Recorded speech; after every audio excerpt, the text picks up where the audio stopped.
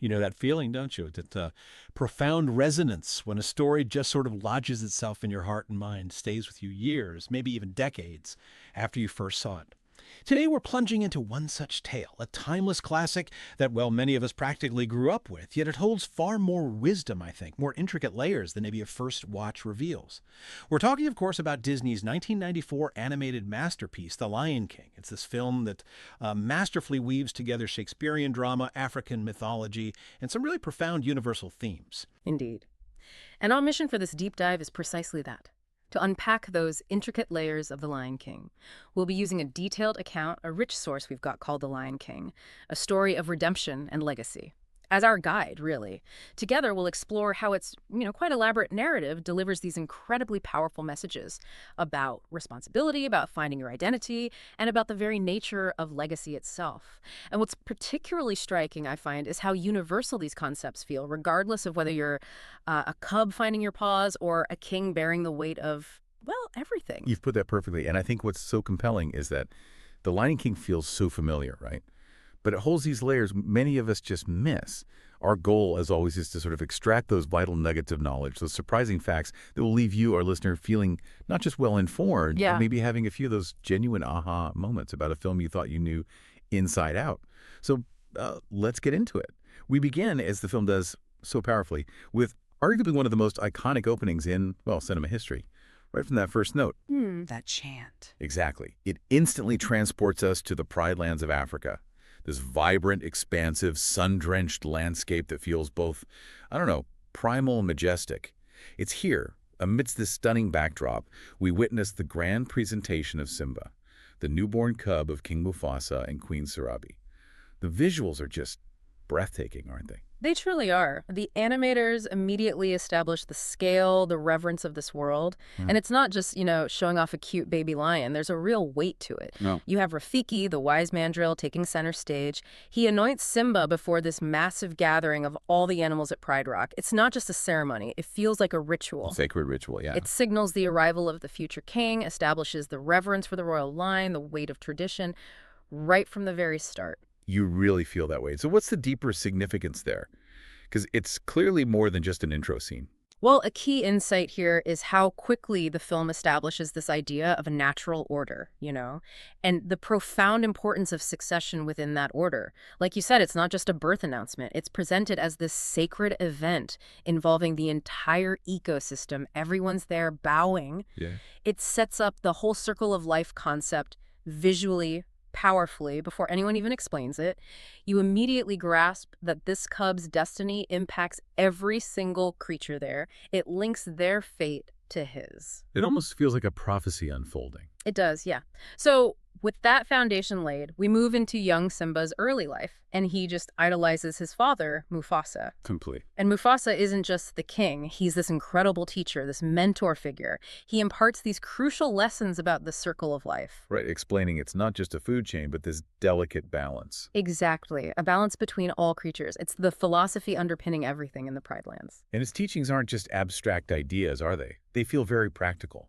Absolutely. He shows Simba that real leadership isn't about dominance or brute force. It's about respect for all life, even the ants, He leads with wisdom, with courage. Think about those talks under the stars. About the great kings of the past watching over them. He's teaching that a king's power comes from responsibility to protect, to nurture, to sustain the kingdom, not just exploit it. He gives that example, doesn't he? Mm-hmm. About the lions eating antelope, but then their bodies feed the grass.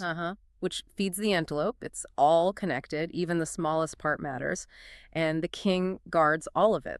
It's a very holistic view of ruling. That holistic view is really striking. And if we connect this to the bigger picture, Mufasa really embodies leadership as stewardship, not just dominance. He gets that his strength comes from nurturing his kingdom, his subjects. His well-being is tied to the land's health. But that raises a crucial question, doesn't it? What happens when that balance is deliberately disrupted? And the film shows us exactly what happens. Which brings us, quite dramatically, to the shadow in this kingdom, Scar. Mufasa's younger brother, just consumed by this bitter envy for the throne he feels he deserved. Yeah, you feel that resentment immediately. From his first appearance slinking in the shadows, he sees Simba not as family, but just an obstacle. an obstacle to his ambition. There's a real menace there under the surface. And the contrast with Mufasa is so stark. Mufasa's noble, open. Scar is manipulative, insidious. Even in those early interactions, you pick up on the sarcasm, the backhanded compliments. Oh, yeah, he's the master of the passive-aggressive jab. He doesn't challenge Mufasa directly, does he? He undermines, sows doubt, especially with Simba, always calculating. And a profound element here is that Scar isn't just a standard villain. He represents the absolute antithesis of the circle of life philosophy. His hunger for power is purely self-serving. It's completely disconnected from any sense of responsibility or balance. And it's this unchecked ambition, this internal rot, that sets the stage for the tragedy. It's classic good versus evil, sure, but with very clear, relatable motivations: jealousy, entitlement. Which makes him maybe even more chilling. It's not just random evil. Exactly. It's ambition curdled into something destructive, a force of chaos just waiting for its chance. So with the stage set, Scar doesn't waste time. His first move is that manipulation of Simba, encouraging him to go to the elephant graveyard. Brilliant, but cruel. He plays directly on Simba's curiosity, his desire to prove he's brave. Almost dares him, yeah. And it's calculated. Expose Simba to danger, maybe get rid of him that way, and undermine Mufasa's authority at the same time. And Simba falls for it, dragging Nala along. That adventure turns terrifying pretty quickly. Oh yeah, that ambush by the hyenas, Shenzi, Banzai, and Ed. Ed's laugh still gives me chills. Right, it's a genuinely scary sequence. They Yeah. barely escape. Only Mufasa showing up saves them. And Mufasa's reaction is key too.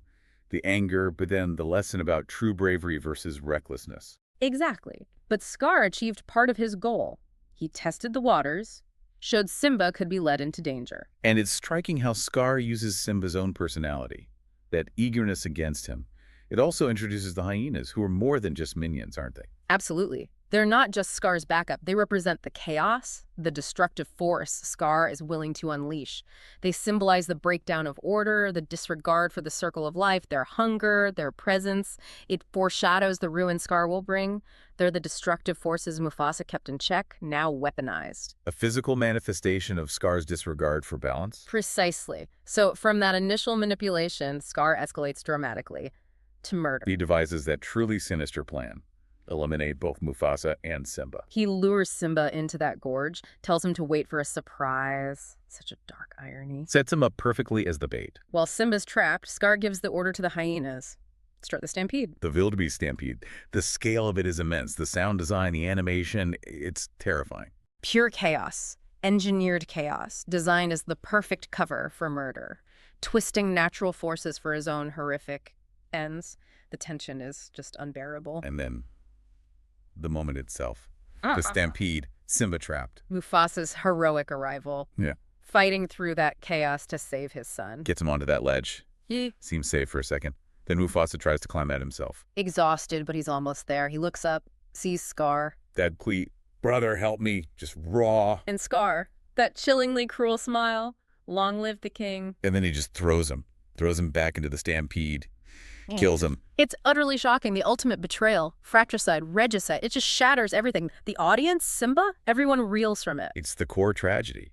And it reveals the true depth of Scar's evil. It's not just ambition. It's a willingness to destroy his own family, the rightful king. Exactly. Mufasa, who embodies good leadership, love, the circle of life itself, brutally murdered. The balance is utterly broken. It forces you to ask, how corrupting is that kind of power? How far can ambition take someone? And what are the ripple effects? It's Shakespearean, truly. And the horror doesn't stop there.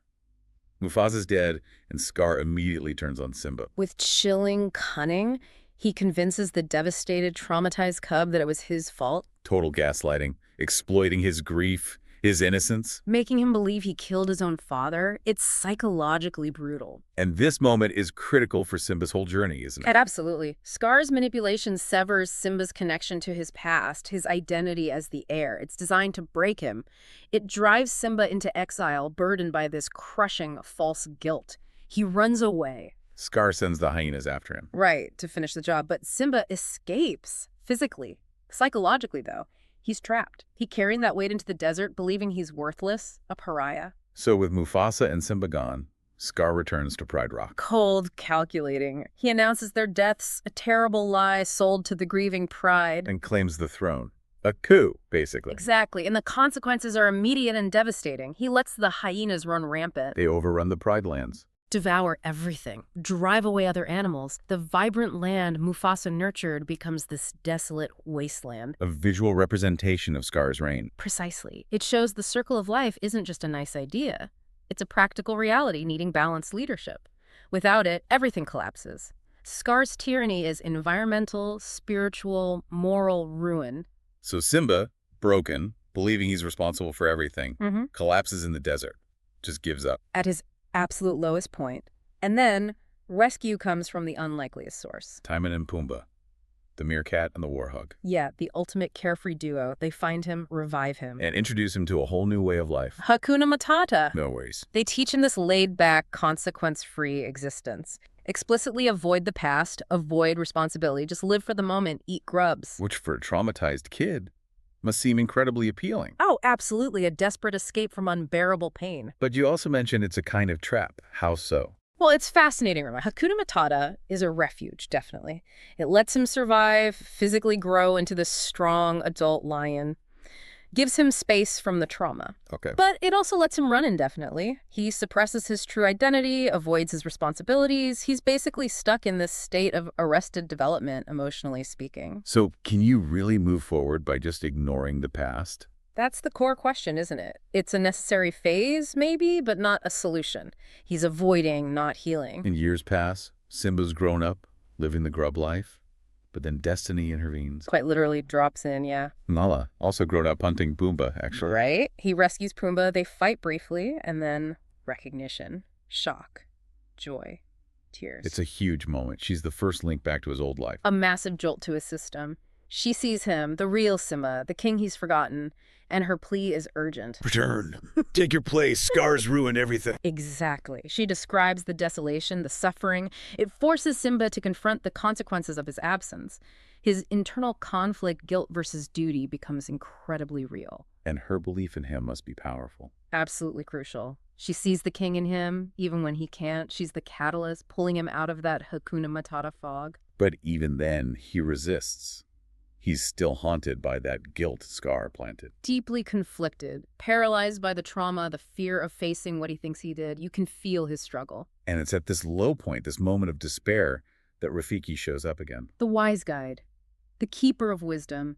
He leads Simba, not with lectures, but with mystical guidance. To that vision of Mufasa in the sky, in the stars. Echoing their earlier conversation, and Mufasa's message, simple but earth-shattering for Simba. Remember who you are. That's it, the ultimate turning point. It's not just about being king. It's about reclaiming his identity, confronting the past, embracing his destiny. Realizing true growth isn't forgetting, it's remembering. Integrating everything. Exactly. The pain, the guilt, the potential. It's the realization that his father lives on in him. Running from the past is running from himself. It's a profound spiritual awakening. The catalyst for redemption. Absolutely. And inspired by that vision, Simba finally accepts. The guilt doesn't vanish, but the paralysis lifts. Replaced by determination. Purpose. Yeah. He's ready. He's the Lion King now. So, with this new resolve, Simba returns. Nala's with him, and surprisingly, Timon and Pumbaa tag along, despite Hakuna Matata. loyalty wins out. But nothing prepares them for what they find at Pride Rock. The contrast, it must be devastating. Utterly heartbreaking. The land is barren, scarred. A mirror of Scar's rule. His mother, Sarabi, the lionesses, Mm-hmm. oppressed, starving, shadows of their former selves. And seeing the direct result of Scar's tyranny and his own absence, it solidifies everything for Simba. Makes responsibility concrete, undeniable. Exactly. The abstract idea becomes sharp, painful reality. The need for action is absolute, no more running. Then comes the confrontation. Simba faces Scar directly. And even now, Scar tries manipulation.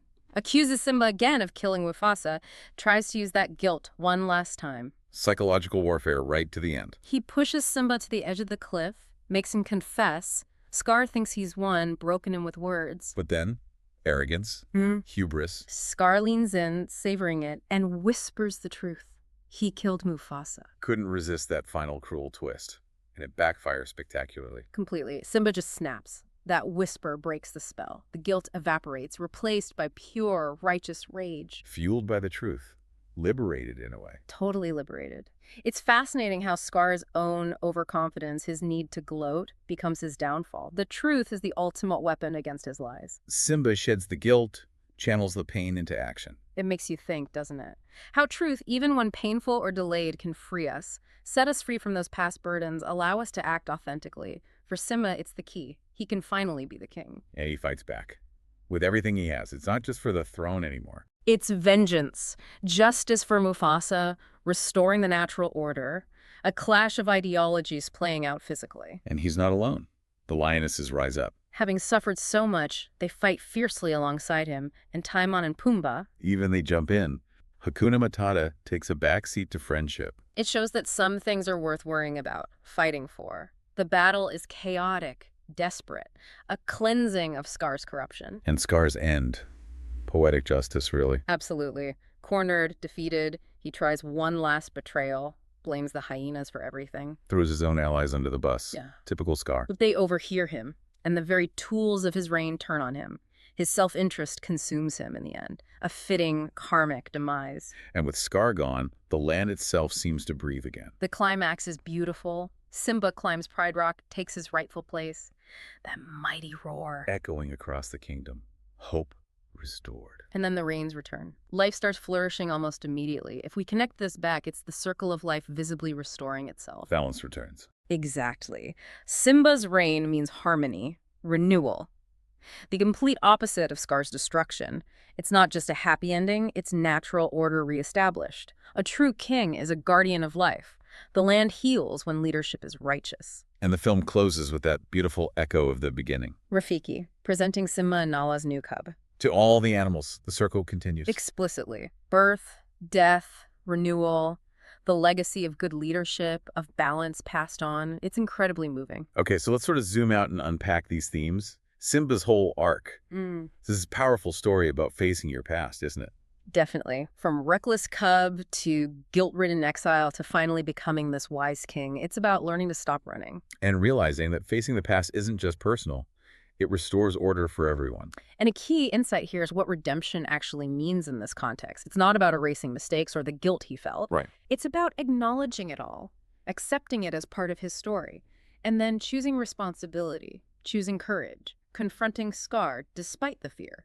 That's his self-redemption. He overcomes the inner demon Scar cultivated. It makes you think, how often do we let guilt or fear hold us back from our potential? Exactly. Simba shows that strength comes from facing what scares you inside, embracing your whole story, and choosing to act anyway. And the circle of life.